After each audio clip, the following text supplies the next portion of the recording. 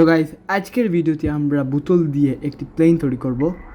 প্লেনের আমরা পাখাও তৈরি করব, ইভেন পিছনের পাখাও আমরা তৈরি করব। প্লেনের সামনের দিকে আমরা একটি ফ্যান হেড করব এবং অনেক কিছু। স্টার্ট। সো আমি একটি বোতল নিয়ে নিলাম, র্যান্ডম একটি বোতল নিয়ে নিলাম, এর সাথে আমার মোটরের বক্সই বের করে দিলাম। আমার কাছে অনেকগুলো মোটর আছে, তো দেখাই।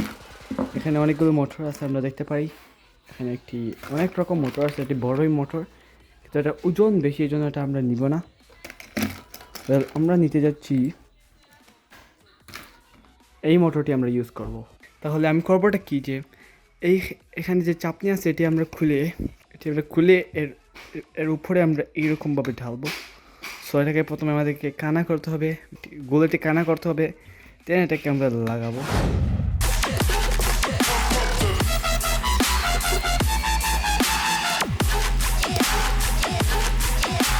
A few moments later. এখানে আমরা ফিট করে ফেলি। সো মোটরটি এরকমভাবে ঘুরবে, কিন্তু আমাকে মোটরের লাইনে সুইচ এবং ব্যাটারি লাগাতে হবে।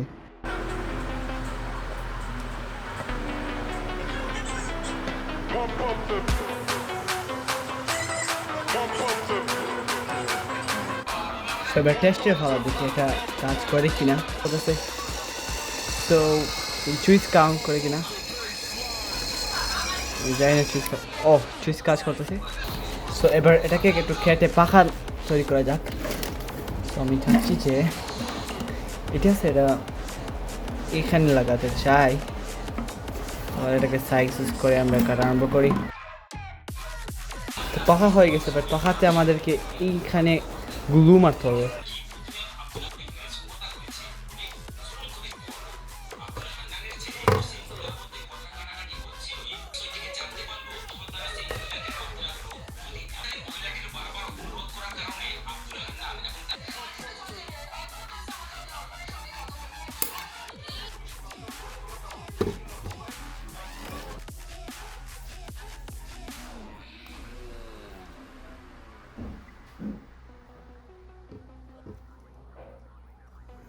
সো এখানে গ্লু একটু লাগিয়ে ফেলেছি, শুধু শক্ত হয়ে বসার জন্য।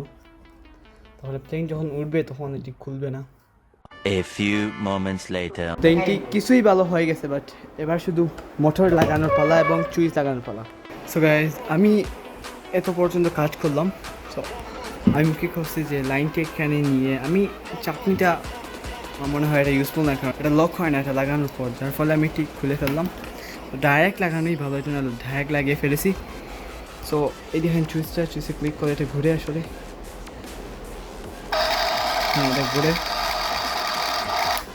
আপনারা ভাববেন এটা এরকম সাউন্ড দেখে না, আসলে সাউন্ড দেওয়ার কারণ হচ্ছে এটি এখানে জাম। তাহলে আমার ফাইনাল ডিসিশন হচ্ছে আমি এইরকমভাবে ভিতরে আমি ব্যাটারি রাখছি এবং সুইচটা উপরে রাখলাম।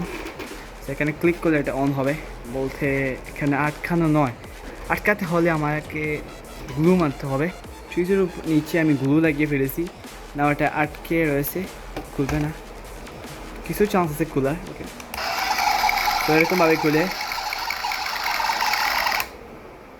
সো এবার আমাকে এখানে পাখা লাগাতে হবে। আমি এই পাখাটি লাগাবো। সো একটা সমস্যা হয়ে গেছে। সমস্যা হচ্ছে যে এটি ঘুরানোর পরে এটা সামনের দিকে বাতাস দিচ্ছে। আমার মনে হয় এই বাতাসটা এনাফ নয়। তো আমি করবো যে এই পাখাটি বদলিয়ে আরেকটি পাখা লাগবে। আমার কাছে আরেকটি পাখা আছে। এই পাখাটি একটুই বড়, একটু না অনেক বড় আছে। তো সো এইটা লাগিয়ে ফেলি। অনেক ভালো করতেছে। গাইস, আমি বলেছিলাম এখানে একটি প্রবলেম আছে। প্রবলেমটা আছে তো মারাত্মক লেভেলের একটি প্রবলেম আমি ক্রিয়েট করে ফেলেছি। তো সমস্যাটা হচ্ছে এই বাতাসটা দিত পিছনে, কিন্তু দিতে আছে সামনে।